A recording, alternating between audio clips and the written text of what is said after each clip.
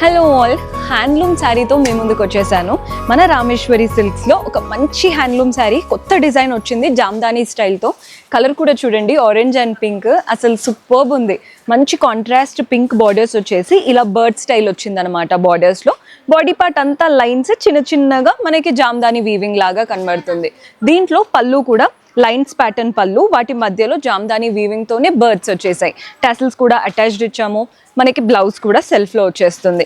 ఈ జామ్దానీ శారీస్ ప్రైస్ అయితే కొంచెం మనకి హ్యాండ్లూమ్ కాబట్టి ఎక్కువే ఉంటుందండి.